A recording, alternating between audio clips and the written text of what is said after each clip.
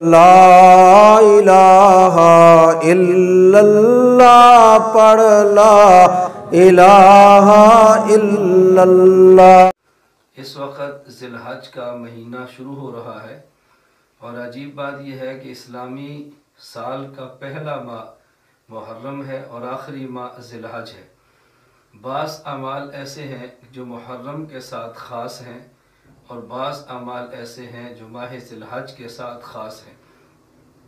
पहली बात तो ये, जब किसी भी माह का चाँद नज़र आए उस वक़्त मसनून दुआ ये है कि इंसान चाँद अगर देखे तो ये दुआ मांगे, अल्लाहुम्मा अहिल्लहु अलैना बिल-यम्नि वल ईमान वस्सलामति वल इस्लाम रब्बी व रब्बुकल्लाह।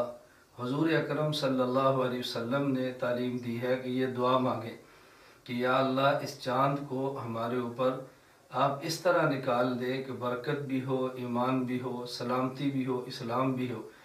और चाँद को खिताब किया गया रब्बी व रब्बुकल्लाह, मेरा रब्बी अल्लाह है और चाँद तेरा रब्बी अल्लाह है। ये दुआ तो हर माह जब भी चाँद देखे तो मांगनी चाहिए।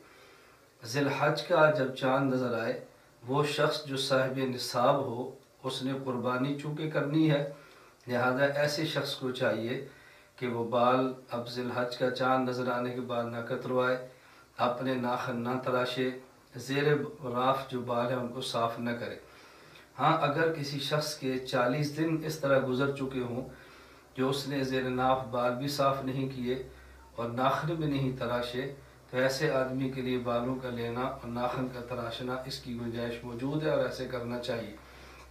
वरना जो शख्स साहिब निसाब हो उसने कुर्बानी करनी है तो ज़िलहज का चाँद नज़र आने के बाद वो बाल भी ना ले और नाखन भी ना तराशे। बाकी ज़िलहज का माह, इसमें ख़ास बाज़ अमाल ऐसे हैं जो बाकी महीनों में नहीं। मसलन ज़िलहज के पहले 9 रोज़े ये रखना साबित है, अहादीस में इसके फ़ज़ाइल मौजूद हैं। खुसूसन 9 ज़िलहज की फ़जीलत तो बड़ी मुबारक है कि 2 साल तक के अल्लाह रब्बुल इज़्ज़त जो सग़ैर गुनाह है अपने करम से उसको माफ़ फरमा देते हैं। तो हम इसमें पहले 9 रोज़ों का अहतमाम भी करना चाहिए, जो शख्स रोज़े रख सके उसको रखने चाहिए। और 10 ज़िलहज, 9 ज़िलहज से लेकर 13 ज़िलहज तक ये 5 अय्याम तशरीक है। हर फ़र्ज़ नमाज के बाद मर्द और औरत दोनों तकबीरात तशरीक पढ़ें और ये एक मरतबा तकबीरात तशरीक को पढ़ना वाजिब है।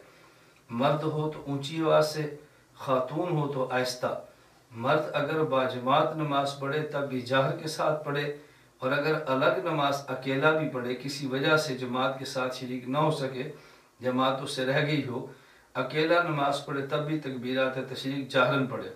अल्लाहु अकबर अल्लाहु अकबर, ला इलाहा इल्लल्लाह वल्लाहु अकबर वलिल्लाहिल हम्द।